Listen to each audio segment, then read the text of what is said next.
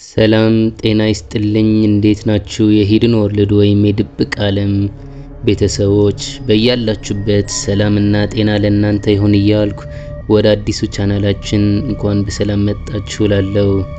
ዛሬ መላውን ዓለም እያነጋገረና ሰዎችን እያስደነገጠ ስለሚገኘው እጅግ ምስጢራዊ መረጃ ይዘንላችሁ ቀርበናል።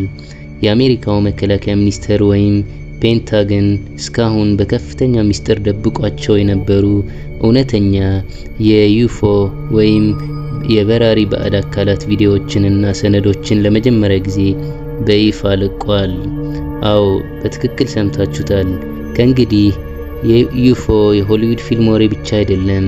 ፔንታጎን ራሱ ያመነባቸው በከፍተኛ ውትድርና ቴክኖሎጂ የተቀረጹ ቪዲዮዎች ምን ይመስላሉ? ዝርዝሩን አብረን እንይ። ይህ ታሪክ የተጀመረው ባለፈው ግንቦት ወር ላይ ነው። በፕሬዝዳንት ትራምፕ ልዩ ትዕዛዝ መሰረት ፔንታጎን የመጀመሪያውን የዩኤፍኦ ምስጢራዊ ፋይሎች ይፋ አድርጓል።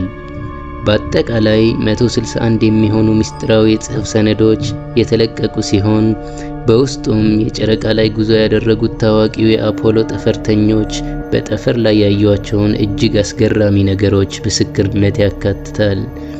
ከሁሉም በላይ ግን የሰዎችን ቀልብ የሳበው አብረው የተለቀቁት 30 የሚሆኑ እውነተኛ ቪዲዮዎች ናቸው። እነዚህ ቪዲዮዎች በሳይንስ ቋንቋ ዩኤፒ ወይም በአማርኛ ስንተረጉመው ያልታወቁ ያልተለመዱ ክስተቶች ተብለው ተሰይመዋል። ለመሆኑ እነዚህ ቪዲዮዎች ምን ያሳያሉ? በቪዲዮዎቹ ላይ የታዩት ነገሮች ሳይንቲስቶችም ጭምር ግራ አጋብተዋል። አንደኛው ቪዲዮ በ2024 እንደ ኢሮፓያን አቆጣጠር በሶሪያ ሰማይ ላይ በአሜሪካ የጦር አውሮፕላን ካሜራ የተቀረጸ ነው። ይህ አካል ቅርጽ የሌለውና ወጥ ያልሆነ የነጭ ብርሃን ኳስ ሆኖ ነው የታየው። በከፍተኛ ፍጥነት ይጓዝ ነበር። ሁለተኛውና ይበልጥ አስገራሚ ቪዲዮ በአሜሪካ ኢንዶ-ፓሲፊክ እዝ የተቀረጸ ሲሆን ቅርጹ የአሜሪካን እግር ኳስ ኦር ፉትቦል ሼፕድ ይመስላል። 3 ወደ ውጭ የወጣ አካላት ያሉት ሲሆን በከፍተኛ የቴክኖሎጂ ሴንሰር ነው የተያዘው።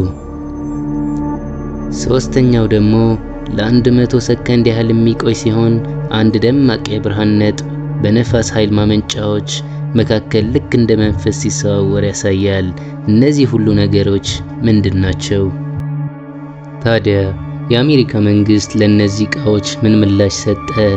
የሚገርመው ፔንታጎን እነዚህ ነገሮች ምን እንደሆኑ ማብራሪያ አልሰጠም። እነዚህ ያልተፈቱ ጉዳዮች በመሆናቸው ተፈጥሯቸውን በውል ማወቅ አልተቻለም ሲሉ በይፋ አምነዋል። መረጃው የጎደለው በመሆኑም የግሉ ዘርፍ ተመራማሪዎች እንዲያግዟቸው ጠይቀዋል። በእርግጥ ያልታወቀ ማለት ቀጥታ የባዕድ አካል ወይም ኤሊየን ማለት ላይሆን ይችላል። የላቁ የድሮን ቴክኖሎጂዎች ወይም የካሜራ ሲስተም ስህተት ሊሆኑ እንደሚችሉ ባለሙያዎች ይናገራሉ። ነገር ግን ነገሩ አሁንም በሚስጥር የተሞላ ነው። በመጨረሻም የአሜሪካ መከላከያ ሚኒስቴር በሚቀጥሉት ሳምንታት ተጨማሪ ተከታታይ ሚስጥራዊ ፋይሎችን እንደሚለቅ አስታውቋል። እኛም በሂድን ወርልድ ወይም በድብቅ ዓለም ቻናላችን አዳዲስ መረጃዎችን ሲወጡ ወዲያውኑ ወደ እናንተ የምናደርስ ይሆናል። እናንተስ ምን ታስባላችሁ? እነዚህ ነገሮች እውነተኛ የኤሊየን መንኮራኩር ናቸው ወይስ የአሜሪካ መንግስት ሚስጥራዊ የጦር መሳሪያዎች? ሐሳባችሁን ኮሜንት ላይ ያስፍሩልን። ቪዲዮውን ከወደዳችሁት ላይክ ማድረጋችሁንና አዳዲስ ሚስጥራዊ መረጃዎች እንዲደርሷችሁ ቻናላችን ሰብስክራይብ ማድረጋችሁን እንዳትረሱ። በሚቀጥለው ቪዲዮ እስከምንገናኝ